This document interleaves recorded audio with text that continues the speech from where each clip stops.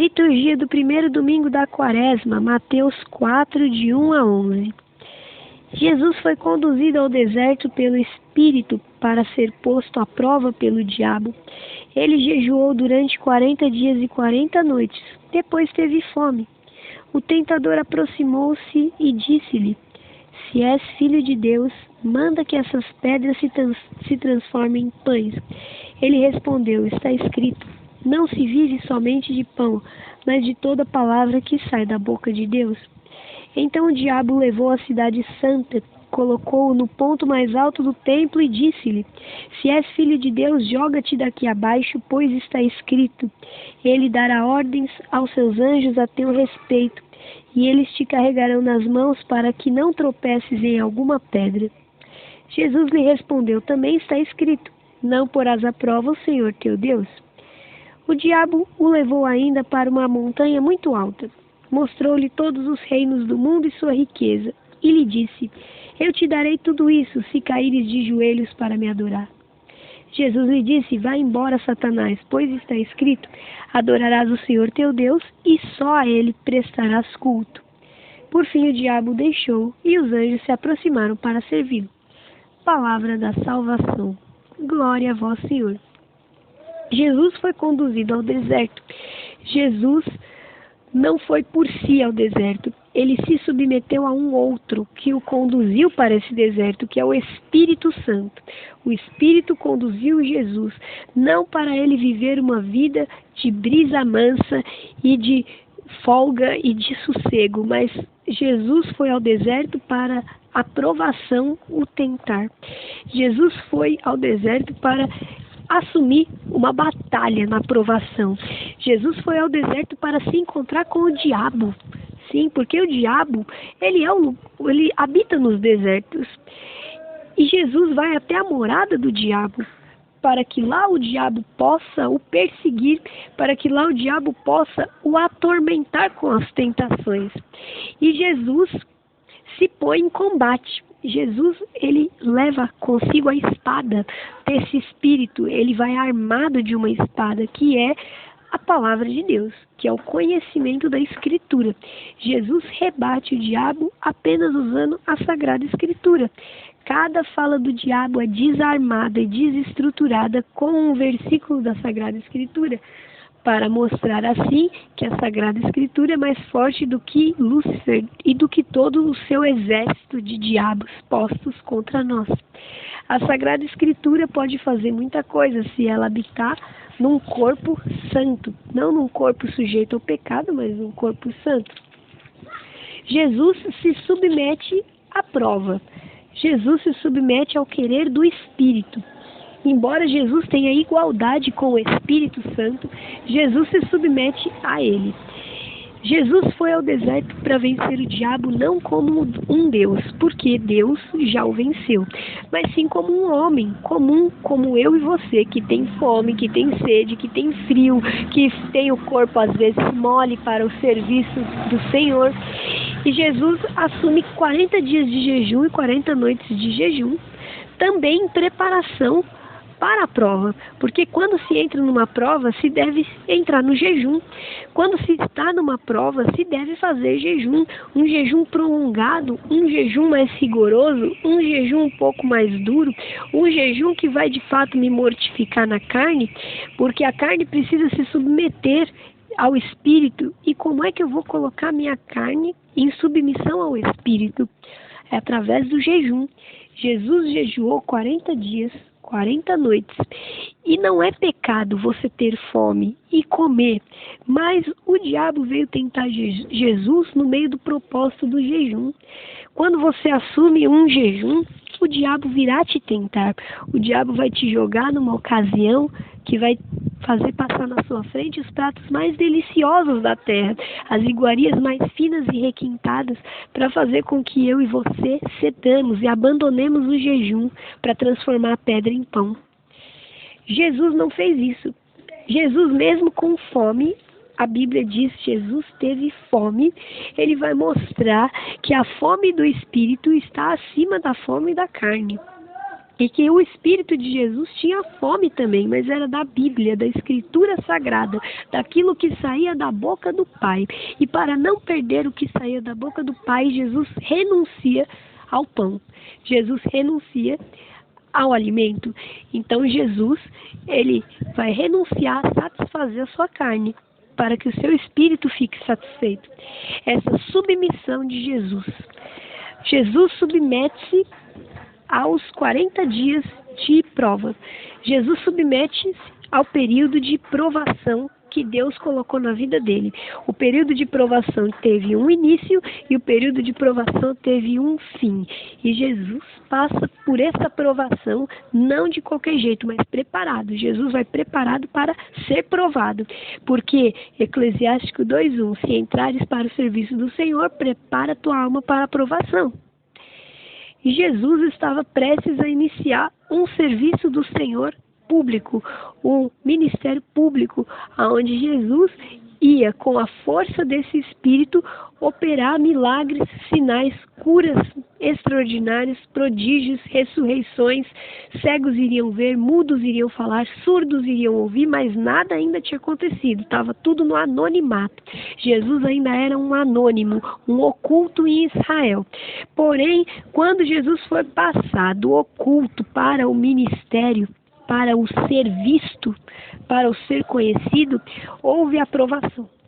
Então, quando Deus quer tirar uma pessoa do banco, dos braços cruzados, para ela começar o serviço dentro da igreja, vai iniciar um período de provação sobre ela. E esse período de prova é também de preparação, porque a prova te ensina a ficar preparado para o que virá pela frente. A prova te ensina a estar preparado para enfrentar o diabo, preparado para enfrentar tentações, preparado para resistir à gula, preparado para resistir às propostas fáceis do diabo, preparado para resistir às portas largas que o diabo te oferecer, preparado para resistir aos reinos, à glória que o diabo te oferecer, preparado para resistir a dinheiro que o diabo vai querer que no ministério você se venda, preparado para resistir a adultérios, porque a carne é fraca, mas opa, no jejum, na oração, na Sagrada Escritura, na igreja, a carne é vencida, a carne é morta. E aí, quando a carne morre, morre também todo o pecado. É na provação do deserto que o Espírito do Senhor vai mostrar como é que não se deve tentar a Deus, como é que não se deve entrar em dúvida com Deus e como não se deve dialogar com o diabo, mas se deve cortar ele. A palavra foi cortando as falas do diabo, por isso ela é espada, ela corta. Cada vez que o diabo abrir a boca, você tem que estar armado, munido, com munição da Sagrada Escritura para cortar-lhe a boca, para cortar-lhe a língua fora, porque é na língua da serpente que reside o veneno dela. E essa língua ela é cortada pela Bíblia. Você precisa conhecer de Bíblia, você precisa se alimentar menos do mundo para se alimentar mais da Escritura, se alimentar menos de diversões e passatempos fúteis para se alimentar mais da Sagrada Escritura, a fim de que o Espírito do Senhor possa no deserto te colocar em prova, e nessa prova a sua preparação, e na sua preparação o assumir lá na frente um ministério de poder e ser um evangelizador com o Espírito, porque aqui no deserto o Espírito está se unindo a Cristo para que eles executem junto. A missão do Filho e do Espírito ela é conjunta, um ajuda o outro, e o Espírito ele vai recordar na nossa consciência tudo aquilo que nós aprendemos na Escritura. O Espírito me recorda, me remete à lembrança da Escritura, dos versículos e dos textos, porque na hora que vier a prova, eu vou precisar da Escritura para ficar em pé. Eu vou precisar da Escritura para eu não ir correndo comer pão. Eu vou precisar da Escritura para que o diabo não me vença. Eu vou precisar da Escritura para continuar submetida à vontade do Espírito do Pai. Eu vou precisar da Escritura para que ela seja o meu sustento. Eu vou precisar da Escritura em todas as ocasiões. E daí para frente, Jesus, submisso que foi, que se deixou conduzir, porque muitos hoje não estão se deixando conduzir no Espírito, mas sim na carne. E também, às vezes, nós estranhamos que ser submisso a Deus vai fazer nós passarmos por uma cruz, porque alguns tomam uma decisão radical no espírito, eles se submetem às ordens do espírito e começa a vir na vida deles sofrimento. E quem está de fora olha e diz assim: ah, mas você acha que Deus quer um filho sofrendo? Ah, mas você acha que Deus quer uma filha pregada na cruz? Ah, se você está passando por esse sofrimento é porque você errou, você tomou decisão errada. Mas a passagem que nós lemos na Escritura mostra outra coisa, que a vontade do Espírito para Jesus era a cruz, que a vontade do Espírito para Jesus era a abstinência, que a vontade do Espírito para Jesus era a provação. Era assim, o Pai crucificou seu próprio Filho. Então a cruz não é sinal de que a pessoa decidiu errado, a cruz é sinal de que a pessoa decidiu certo. Eu vou dar alguns exemplos. Um homem do Ministério de Música saía com prostitutas, motel, saia tudo com as mulheres, sexo fácil, rápido, dinheiro rolando, e enquanto isso a vida dele era pacata, tranquila, ele satisfazia todos os desejos da carne. Um dia ele despertou para Cristo e falou: chega, vou dizer não para a carne e para o diabo, e vou começar a dizer sim para Jesus Cristo. E nesse dia ele perdeu o emprego, ele começou a ficar endividado, tinha que pagar as contas de casa, não tinha dinheiro, começou a viver castidade, veio tribulação sobre ele. Então alguém poderia olhar e falar assim: ah, ele parou de fazer aquilo que ele fazia e começou a entrar no período da cruz, da prova, do deserto, então ele errou, ele devia voltar para a vida passada dele. Então, e esse pensamento é bobagem, é loucura, porque exatamente que ele se pôs contra o diabo tirou dele tudo que estava dando. Não era o Senhor Jesus que dava para ele as mulheres, nem aquele dinheiro, nem nada. Quem dava para ele era o diabo. Então o diabo falou: enquanto você estiveres me adorando, eu estarei te dando. A partir do momento que você falar para trás, Satanás, somente adorarás o Senhor teu Deus como fez Jesus, então eu vou vir te atormentar. E foi o que aconteceu. Outro caso é, muitos jovens são chamados a sacerdócio, a vida religiosa ou a outras vocações e se prendem no pai e na mãe e não saem da sua casa, não deixam pai e mãe. E Jesus disse: quem ama pai e mãe mais do que a mim, não é digno de mim. Não é que seu pai é ruim, não é que sua mãe é ruim. Ai, por que eu vou deixar eles? Eles são bonzinhos. Ai, eu tenho que ter misericórdia. Ai, meu papai. Ai, minha mamãe. Na oração dos 40 Pai Nossos da igreja é dito: Eterno Divino Pai, humildemente prostrada diante de vossa divina majestade, eu vos ofereço todo o sofrimento, as cruciantes dores que sofreu o coração imaculado de Jesus pela separação de sua cara mãe, quando se retirou por 40 dias ao deserto, a fim de que todos aqueles que deixam o mundo e os pais para corresponder ao chamado divino alcancem de vós a força para vencer toda a separação e suportar com santa paciência. Jesus, para entrar no deserto e obedecer, submeter seu espírito, teve que deixar a mãe.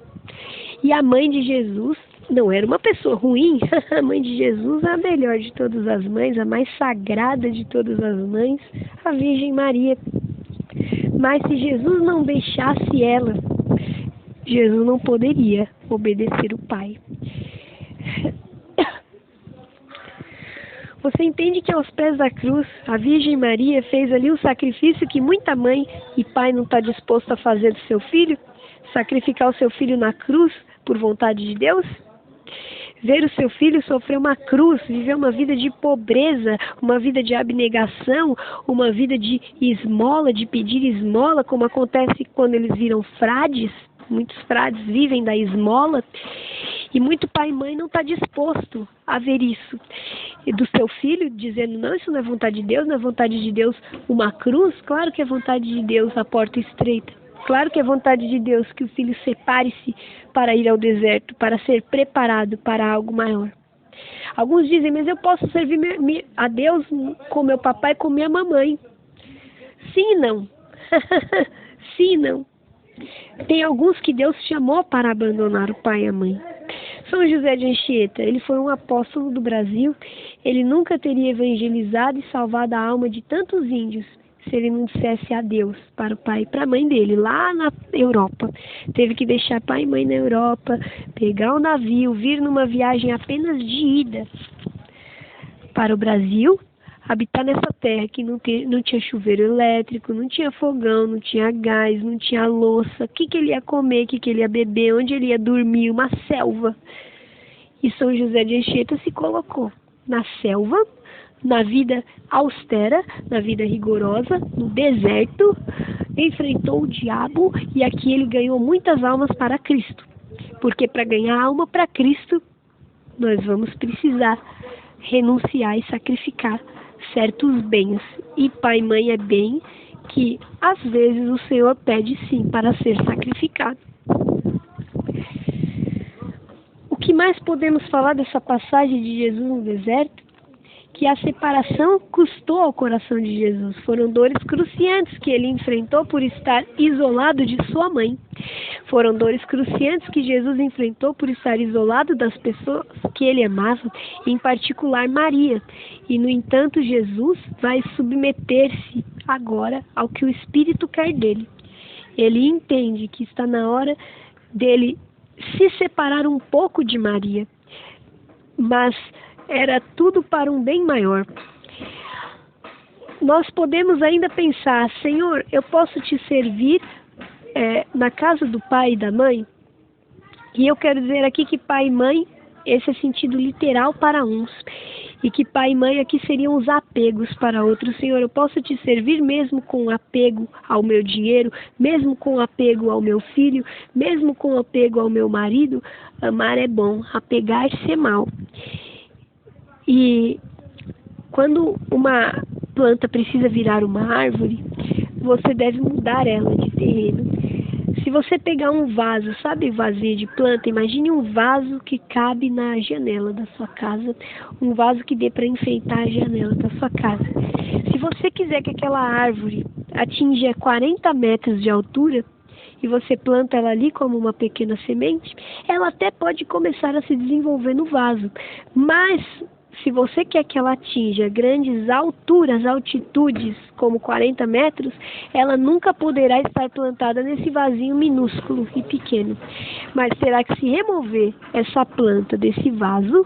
Ela ficou ali enquanto ela crescia, enquanto ela desenvolvia alguns elementos nela, e agora desenvolvida, ela precisa trocar de vaso e ser plantada em um outro terreno, um terreno maior, ou então ela não crescerá mais, ou então corre-se o risco de perder a planta. Eu nunca vi uma árvore plantada em vasinho. Eu sempre vi árvore plantada ou em calçada, ou em rua, ou em canteiro, e eu já vi árvore que as raízes até mesmo quebram o concreto da calçada. E por quê?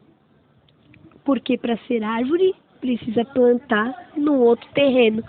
E muitos não estão sendo essas árvores como os cedros do Líbano, porque estão insistindo em ficar plantado em terreno minúsculo. Estão insistindo em ficar em vasinho, em ser do tamanho de plantinha, enquanto o Senhor está dizendo, eu preciso de árvore maior, eu preciso de uma árvore que dê muitos frutos e que ainda faça sombra para vir os pássaros pousar nela. É isso que a minha igreja precisa, e para isso você precisa trocar de terreno. Se você não deixar o Senhor te plantar no novo terreno, você nunca vai ser um cedro do Líbano. Deixa eu falar um pouco do cedro do Líbano. É uma árvore citada na Bíblia mais de 60 vezes, o cedro do Líbano. Ele é uma árvore que, quando é plantado, os primeiros 3 anos, ele fica apenas em 5 centímetros, não cresce mais que 5 centímetros, dá mais ou menos a altura de um dedo da nossa mão. Porque o cedro do Líbano, durante 3 anos, não cresce para cima, mas cresce para baixo. E as raízes dele vão se aprofundando, e a raiz vai ficando forte, e vai alcançando até os lençóis de água abaixo da terra. Para quê? Para que esse cedro não dependa de chuvas para sua sobrevivência, e nem de condições climáticas favoráveis ao seu desenvolvimento. Mas o cedro, quando a raiz atinge profundidade, ele vai se alimentar da água e dos nutrientes para o seu sustento na profundidade da sua raiz e não mais no elemento externo. Se regar ele ou se não regar ele, tanto faz. O cedro continua vivo, o cedro continua feliz. E quando essa árvore cresce, porque ela tem raízes fortes, ela vai crescer, que ela vai atingir grandes alturas, 40 metros, até mais que 40 metros. Então imagina 40 metros de árvore. Minha Nossa Senhora, 40 metros de árvore. Irmãos e irmãs, para essas raízes darem certo, você precisa plantar ela num terreno que ela vai poder se aprofundar. No vasinho de planta, a raiz ela vai sair para fora do vaso e ela não vai alcançar os subsídios que ela precisa para se sustentar, porque ela vai alcançar parede, tijolo, muro, e ali ela não vai penetrar, então a raiz vai secar, vai murchar e a planta mais cedo ou mais tarde vai morrer.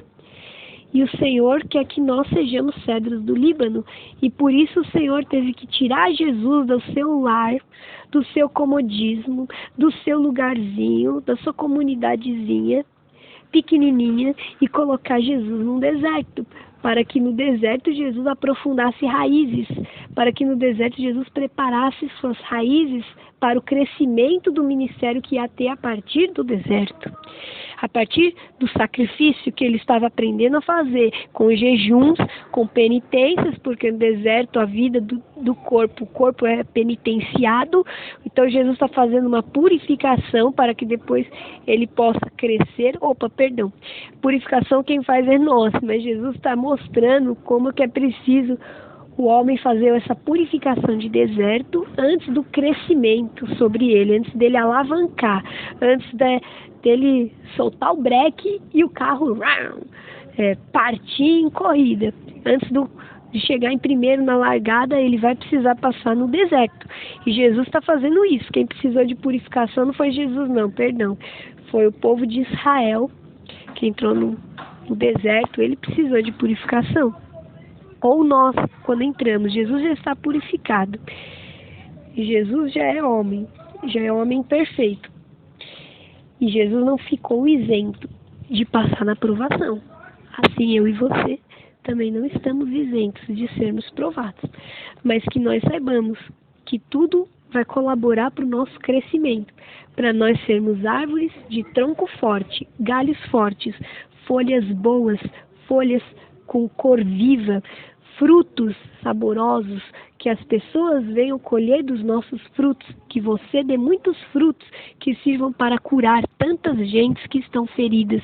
Mas se eu não permito que o Espírito me troque de terreno, então eu estou dizendo para ele que eu não vou dar o remédio que essas nações precisam para serem curadas de sua doença chamada pecado. E então o pecado hoje se proliferou no mundo, diz o Papa São Pio V, que todos os males do mundo provêm dos católicos mornos. Católicos temos um monte por aí, pode ver, tem um monte de católico que assiste missa de domingo, também tem um monte que assiste, mas que se desenvolve, cresce e dá fruto, são poucos, porque todo mundo está numa mornidão, num relaxamento e frouxidão espiritual. Não deixa o Senhor trocar de terreno. Troque de terreno, ou você não vai produzir fruto. E se você não produzir fruto, se você for uma figueira sem fruto, o que Jesus fez quando encontrou a figueira sem fruto? Ele a amaldiçoou. Deus abençoe, os anjos te protejam e salve Maria.